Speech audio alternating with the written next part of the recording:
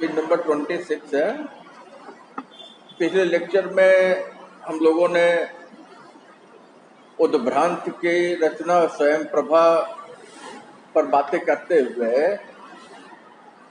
उद्भ्रांत ने खंडकाव्य स्वयं प्रभा को क्यों लिखा, तो ये मैंने बताया कि ब्रह्मवादिनी स्वयं प्रभा वो सीता की खोज में महत्वपूर्ण भूमिका का निर्वाह करती है। ये बात उद्भ्रांत को रामचरितमानस पढ़ते हुए जब इस पे नजर जाती है तो वो रुकते हैं कि आखिर ये तपस्विनी नारी जो सीता की खोज में महत्वपूर्ण भूमिका का निर्वाह करती है रामचरितमानस में, आखिर ऐसा क्या है कि तुलसीदास उसके लिए कुछ चौपाइयां या दोहे देकर के आगे बढ़ जाते हैं, है कि नहीं।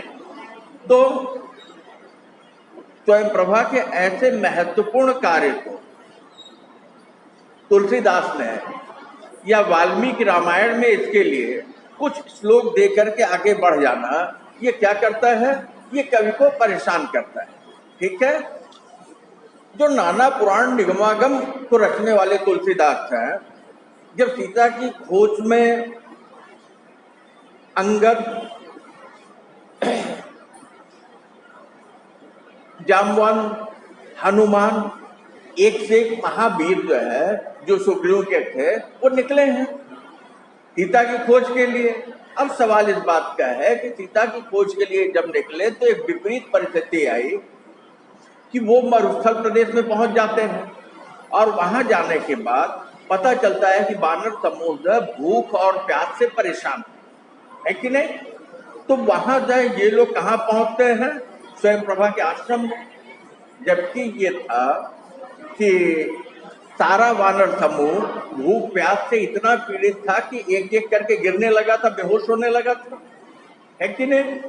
तो उस स्वयं प्रभा ने इनको फल खाने दिया, शुद्ध जल पीने दिया, एक तरीके से जीवन प्रदान किया। और जो बड़ी बात उसने की कि जिस कंदरा में जो स्वयं प्रभा का स्वयं का अपना उसकी कुटी थी, वहां से उसने एक झटके में पूरी की पूरी सेना को कहां पहुंचा दे, समुद्र के किनारे पहुंचा दे।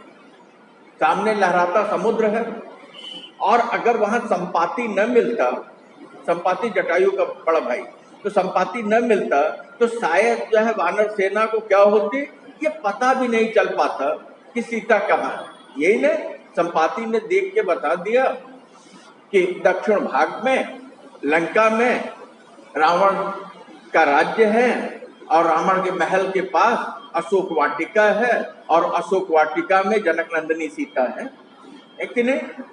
तो अगर स्वयं प्रभा आप कल्पना कीजिए, लेखक यही कह रहा है कि अगर वो वानर सेना से न मिलती तब तो पूरी वानर सेना भूख प्यास से समाप्त हो जाती, है कि नहीं।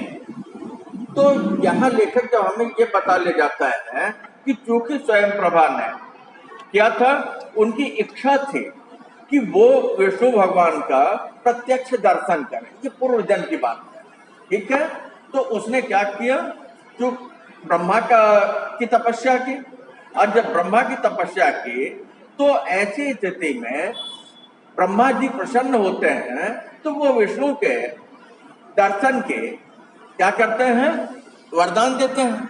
अब यहाँ सवाल एक बात और लेखक को परेशान करता है कि आखिर स्वयं प्रभा ने सीधे सीधे विष्णु की ही तपस्या क्यों नहीं की, है कि नहीं। क्योंकि भाई जिससे मिलना है सीधे उसकी तपस्या करते, वो प्रकट होता तो क्या होता कि स्वयं प्रभा का उद्देश्य पूरा हो जाता, है कि नहीं। स्वयं प्रभा ये जानती थी कि तपस्या से प्रसन्न होकर के भगवान विष्णु क्या करते हैं, समय समय पर वो लोगों को वरदान देते हैं, और जब वो लोगों को वरदान दिए रहते तो इस धरती पर प्रकट होते हैं, ठीक है। तो यहाँ लेखक जो है कई स्त्री पात्रों की तरफ जैसे मेरा ध्यान आकृष्ट करता है। कौन है, अहिल्या है, कौशल्या है, कुब्जा है, शबरी है, देवकी है, यशोदा है कि नहीं, इत्यादि इत्यादि, मतलब एक लंबी परंपरा आपको मिलेगी। तो सीता की खोज में वानर सेना जो निकली है तो स्वयं प्रभा के यहाँ पहुंचने के दौरान वानर सेना ने कितनी मुसीबतें झेली, कितनी समस्याओं की तरफ गया। तो वो पूरी बात को अपने कहने के लिए 9 सर्गों में पूरी कहानी हमारे सामने ले आकर के कभी रखता है। मतलब ये कह लीजिए कि वो पूरी की पूरी कथा को 9 भागों में बांट देता है कि नहीं। सुविधा के दृष्टिकोण से खंड काव्य की जो लक्षण है, उस लक्षण के आधार पर जो है वो एक एक करके हमारे सामने रख देता है। तो इसका जो पहला भाग है, पहला सर्ग है, पेज नंबर 23 से शुरू होता है मर्म। ठीक है, शब्द बहुत आसान है, शब्दों की व्याख्या करते जाएंगे, एक एक चरित्र, एक एक घटना खुद से ही आपके दिमाग में स्पष्ट होता चला जाएगा। तो कवि जो तुलसीदास के दोहे को लेता है, चले सकल बन खोजत सरिता, सर गिर खो राम काज लय लीन मन, बिखरा तन मन छो। चले सकल, सभी वानर सेना जो है वो क्या करे, सकल मतलब सभी चल पड़े। कहा, वन में खोजते हुए, फिर सरिता नदी है, सर तालाब है, पर्वत है, खो है। तो कहते हैं कि इनके मन में केवल राम जी हैं, राम का नाम ले करके अपने तन की सुध बुध भुला करके वानरी सेना जंगल में, नदियों के किनारे, गिरी कंदराओं में, तालाब के किनारे वो क्या कर रही है, सीता की खोज में निकल पड़ी। तो कवि कहता है, लक्ष्य दुर्गम है अगर तो पहुंचने के लिए उस तक साधना दुसाध्य ही करनी पड़ेगी, कठिन तप की आग में फिर पड़ेगा तपना बहुत। लक्ष्य मतलब उद्देश्य, जहां हमें पहुंचना, कैसा, दुर्गम मतलब कठिन हो। तो वहां तक पहुंचने के लिए हमें क्या करना पड़ेगा, जो साधना करनी पड़ेगी, तपस्या करनी पड़ेगी, वो कैसी करनी पड़ी, दुस्साध्य कठोर तपस्या करनी पड़ेगी, है कि नहीं। हमारा लक्ष्य जितना बड़ा होगा हमें परिश्रम उतना ही करना पड़ेगा। तो कवि कहता है कि अगर हमारा लक्ष्य दुर्गम है, ऐसी स्थिति में अपने लक्ष्य को प्राप्त करने के लिए हमें जो है सीधा सा सिद्धांत है, सीधी सी बात है कि कठिन तपस्या की आवश्यकता पड़ती है। कठिन तपस्या के बाद, कठिन साधना के बाद ही हमारी लक्ष्य हमको मिलता है। ठीक है, आगे चले। छोड़कर संघर्ष को है नहीं कोई राह, अपने लक्ष्य को पा जाए इस ब्रह्मांड में कोई। और जब वह लक्ष्य ही होवे अलक्ष्य, और जब वह लक्ष्य ही होवे महान, और जब वह लक्ष्य होए अंधेरे से घिरी, उसके पास में आबद्ध होती जगत जननी मुक्तिदायी रोशनी के पुंज थी माँ जानकी की खोज। तो कवि कहता है कि माँ जानकी की खोज में वानर सेना निकली है। कहते अब अगर हमारा लक्ष्य बड़ा है, कहते छोड़कर संघर्ष को है नहीं कोई राह। ऐसी स्थिति में लक्ष्य की प्राप्ति के लिए संघर्ष के सिवा और कोई रास्ता नहीं है जिससे कि हम अपने लक्ष्य को पा जाएं, है कि नहीं। तो अपने लक्ष्य को पाने के लिए हमें क्या करना पड़ेगा, संघर्ष करना पड़ेगा, कर्म करना पड़ेगा, साधना करनी पड़ेगी, मेहनत करना पड़ेगा। कहते हैं इस ब्रह्मांड में कोई, ये जो संपूर्ण सृष्टि है, यहाँ कोई भी हो, और जब वह लक्ष्य ही होवे अलक्ष्य। और कभी कहता है कि और जो हमारा लक्ष्य है, हमारा उद्देश्य है, जिसे हमें प्राप्त करना है, वो लक्ष्य का अलक्ष्य जो दिखाई ना पड़ता हो, है कि नहीं। हमने एक लक्ष्य निश्चित किया, तो जो निश्चित किया हमें वो दिखाई पड़ रहा हो, तब तो प्रयास करके वहां आसानी से सीधे सीधे जाया जा सकता है। लेकिन मतलब नहीं, लक्ष्य मतलब दिखाई पड़ता हो। तो जब लक्ष्य दिखाई नहीं पड़ता हो तो क्या होगा, और मुश्किल है कि नहीं। और जब वह लक्ष्य होवे महान, और कहता अगर वो लक्ष्य बहुत महान है, बहुत बड़ा है, और जब वह लक्ष्य होवे अंधेरों से घिरे, और कहते हैं उस लक्ष्य तक पहुंचने में अंधेरा ही अंधेरा हो, अंधेरा मतलब समस्याएं ही समस्याएं हो, कठिनाइयां ही कठिनाइयां हो, तो क्या होगा, उसके पास में आबद्ध होती जगत जननी। कहते हैं ऐसे जो है लक्ष्य से घिरी हुई, जो कि दिखाई नहीं पड़ रही है, और महान लक्ष्य को लेकर के वानरी सेना सीता जी की जगत जननी की खोज में निकली है कि उन्हें मुक्ति दे। तो कहते हैं कि ऐसी स्थिति में रोशनी के पुंज से, रोशनी मतलब होता है प्रकाश, है कि नहीं, समूह, पुंज मतलब समूह। तो कहते हैं कि यहाँ जो है अगर कुछ रोशनी का पुंज, अगर कोई आशा की किरण है जगत जननी की खोज में, तो वो क्या है, वानर सेना का संघर्ष है, सीता की खोज में सतत आगे बढ़ना है, खोज की चुनौती को स्वीकार करना है। ठीक है बेटा, आगे चले। हो भले उस खोज के नायक हमारे अतुल बलशाली तपस्वी परम साधक वायु वेगी राम किंकर। राम किंकर कौन है? जो राम की साधना, जिसके अंदर राम ही रोम रोम में बसता हो, है कि नहीं। तो कहते हैं हो भले, अगर जो है ऐसे सीता जी की खोज के जो नायक हैं वो सबसे सामर्थ्यशाली अतुल बलशाली, मतलब जिनके बल का वो तौला न जा सके, जिनके बल का अनुमान न हो, और तपस्वी परम साधक हो, परम साधक वायु वेगी, और उनकी जो गति है वो वायु की तरह तेज हो, है कि नहीं। राम किंकर, राम के जो प्रिय भक्त हो, कहते हैं कि वो साधक जो है, खोजने वाले नायक, भले ही राम के प्रिय भक्त, हवा की गति से चलने वाले परम तपस्वी, जिनके बल का और छोर नहीं, आका न जा सके, भले ही वो हो, लेकिन क्या करना पड़ेगा, अगर लक्ष्य बड़ा है तो कठोर साधना करनी पड़ेगी। ये जैसे हमारे लिए भी कभी कह जाता है, ठीक है, पर उन्हें भी आम जन की भांति अपना लक्ष्य पाने के लिए संघर्ष करना ही पड़ेगा, दुर्निवार। कहता है पर मतलब लेकिन उन्हें भी क्या करना पड़ेगा, आम जन की बात, आम आदमी की तरह, आम लोगों की तरह अपने लक्ष्य को पाने के लिए क्या करना पड़ेगा, संघर्ष करना पड़ेगा, दुर्निवार, भयंकर, जबरदस्त, है कि नहीं। क्योंकि बिना जबरदस्त संघर्ष के, बिना जूझे उनका भी लक्ष्य जो है उन्हें नहीं मिल पाएगा, भले ही वो इतने सामर्थ्यशाली। आगे चले। ताकि निर्मित हो सके आदर्श का प्रतिमान, उनके पूज्य, उनके देवता, आराध्य, मर्यादा पुरुष वो लोग के सम्मुख न लगे। बहुत अच्छी बात कहते हैं लेखक ने, क्या किया, भूमिका बना दे। वो कहता ताकि, जिससे निर्मित हो सके, बन सके क्या, आदर्श का प्रतिमान, हमारे बीच यह आदर्श स्थापित हो कि बड़े लक्ष्य की प्राप्ति के लिए, चाहे देवता हो, चाहे भक्त हो, या आम आदमी मनुष्य है, सबको क्या करना पड़ेगा, कठोर परिश्रम करना पड़ेगा। तो इस आदर्श की स्थापना के लिए क्या कह रहा है, कभी कहता है उनके पूज्य, उनके देवता, आराध्य, मर्यादा पुरुष। ऐसा क्यों कहते हैं कि राम किंकर, वायु वेगी, परम साधक, तपस्वी, बलशाली हनुमान के जो पूज्य हैं, भगवान श्री राम जो है, जो कि उनके देवता हैं, जिनकी वो आराधना करते हैं। कहता है क्या कि लोक में पल मात्र में वो तो देख लेते, जान लेते और पता लेकर के सीता जी कहाँ जाते, सीता जी को लेके आ जाते, लेकिन नहीं, लोगों के बीच में इस प्रतिमान को, इस आदर्श को स्थापित करने के लिए, जिससे कि उनके आदर्श को इस दुनिया में लज्जित न होना पड़े, बल्कि एक प्रतिमान स्थापित कर। ठीक है।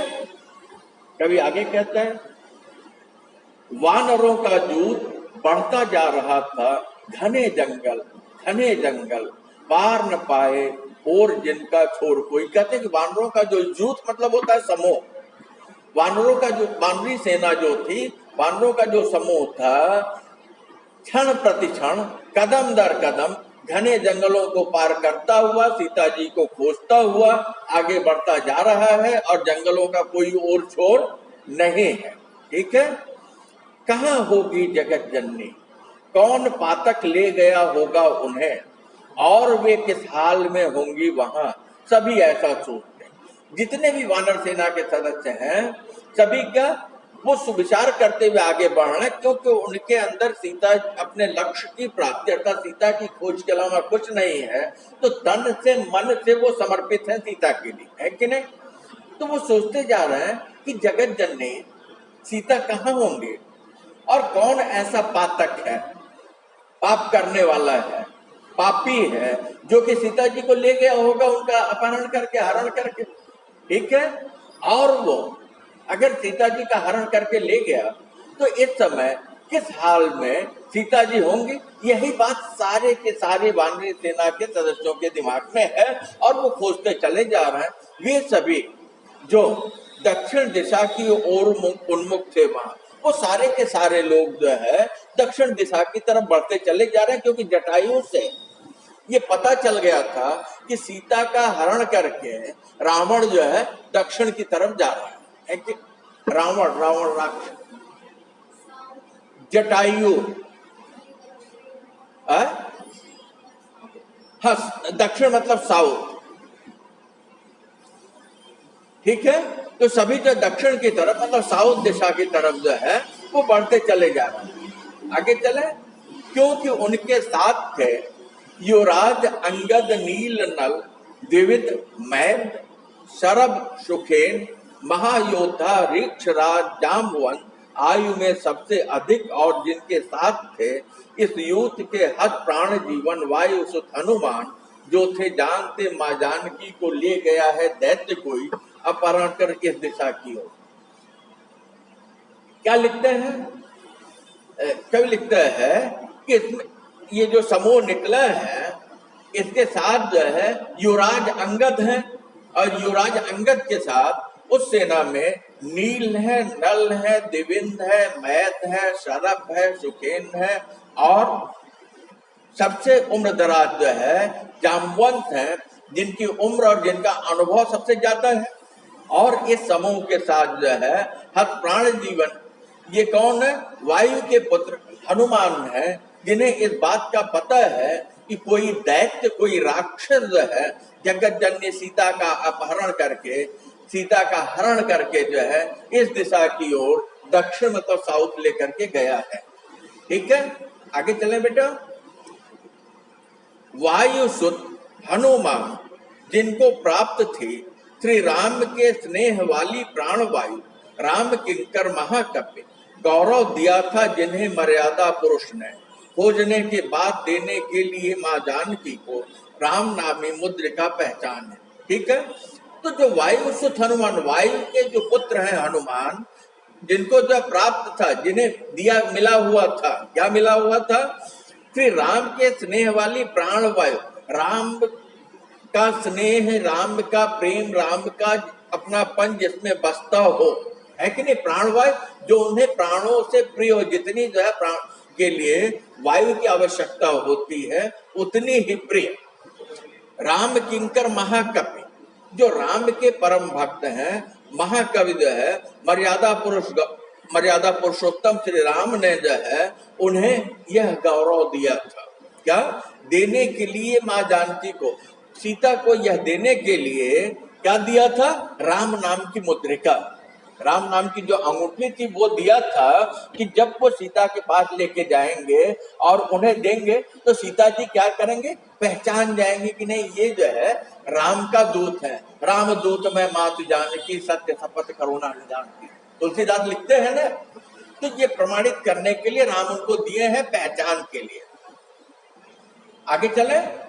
महानायक मारुति जो अपने कर्म से अपने बने स्वयं नायक वानर नायक समूहों के, जबकि घोषित रूप थे यूथ नायक बालसुत युवराज अंगद।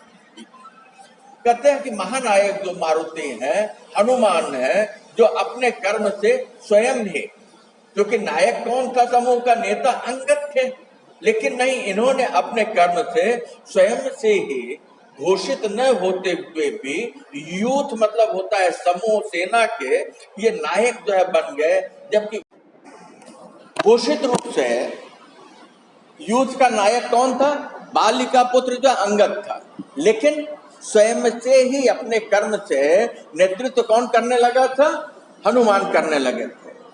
जंगलों में थे भयानक जानवर। तब ये जो सेना चली है सुग्रीव की, तो वो जिन जंगलों को पार करते हुए घने जंगल, तो वहां क्या है? कवि उसका वर्णन करता है। जंगलों में थे भयानक जानवर। जिन जंगलों को वो पार करते हुए चले जा रहे हैं वह जानवर भयानक हैं। कैसे जानवर है? कहते सिंह है, शेर, चीते हैं, भेड़िए हैं, शूकर, जंगली सुअर है, बनेले, बनमानुष है, जंगली भैंसे हैं, और मदोमत मतलब पागल हाथी है, उन्मत्त हाथी है, और वृक्षों के तनों से, वृक्ष की शाखाओं से, उसके शरीर से और उसकी डालियों से लटकते हुए विकराल मतलब भयंकर जो अजगर, ठीक है। कवि ने जो है, जो सेना आगे बढ़ रही है, तो कितना कठिन है मार्ग, सीता का पता लगाना, जिस रास्ते से वो निकले हुए हैं वो क्या है, बहुत आसान नहीं है। आगे चले। किंतु ये सब भी न पाए वन रुकावट जानकी की खोज में निकले हुए वानर समूहों की। कहते कि वानर समूह जो माँ जानकी की खोज में निकला हुआ है, ये विपरीत परिस्थितियां, घने जंगल, भयानक जानवर, ये सारे के सारे क्या हुआ, ये रुकावट नहीं बन पाए, क्योंकि सेना जानकी की खोज में निकली हुई है और उनके हृदय में राम है और केवल लक्ष्य उनका सीता दिखाई पड़ रही है। तो ये विपरीत परिस्थितियां, विपरीत चीजें जो है उनके लिए कहीं भी बाधा का काम नहीं करते। आगे चले। थके पांव खोजते फिरते सभी थे जंगलों दर जंगलों में, फूल फल और बूटियां ही भोज्य उनका नई आशाओं उमंगों के लिए। कहते हैं कि उनके पांव जब खोजते खोजते क्या होने, थके पांव, थकने लगे थे, लेकिन इसके बाद भी वो जंगल दर जंगल, एक जंगल से दूसरे, दूसरे से तीसरे, तीसरे से चौथे खोजते आगे बढ़े चले जा रहे हैं। और जंगल में जब वो जा रहे हैं तो पूरी की पूरी सेना के साथ रसद के नाम पर, खाने पीने की सामग्री के नाम पर, जंगल में मिलने वाली जो जड़ी बूटियां हैं, फल फूल हैं, वही जो उनके लिए उपलब्ध है, ठीक है। कहते हैं वही उनके जीवन के लिए नई आशा और उमंग लेकर आती हैं, जिसे खा करके वो स्वस्थ होते हैं, आगे बढ़ते हैं। ठीक है बेटा।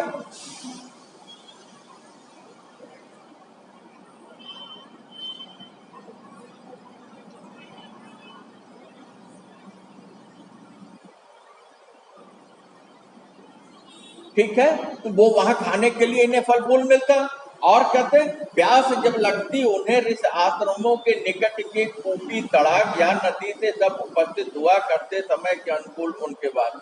कहते हैं और जब उन्हें प्यास लगती तो कहाँ रुकते, किसी ऋषि के आश्रम में, क्योंकि जंगलों में ऋषियों के आश्रम होते हैं जो तपस्या के लिए बनाए होते हैं। कहते हैं वहां जब किसी कुएं पर या किसी तालाब के किनारे या किसी नदी के किनारे जो है सारी के सारी जो है वानरी सेना इकट्ठा होती और वहां एक दूसरे से मिलते भी और वहां वो पानी भी पीते। तो कहते क्योंकि अपने कर्म के प्रति वे सजग थे, क्योंकि उनका कर्म ऐसा लक्ष्य लेकर चल रहा था जो था महान, और जिस कारण उन्हें श्री राम का था प्राप्त संरक्षण सदा। कहते हैं वो अपने कर्म के प्रति कैसे थे, सजग थे, सावधान थे, और वो जो है अपना कर्म या अपना लक्ष्य लेकर के जो आगे बढ़ रहे थे जगत जननी सीता की खोज के लिए, तो उनका लक्ष्य कैसा था, महान था। और इसके कारण कहते हैं कि उन्हें जो है राम का संरक्षण भी प्राप्त था। आगे चले।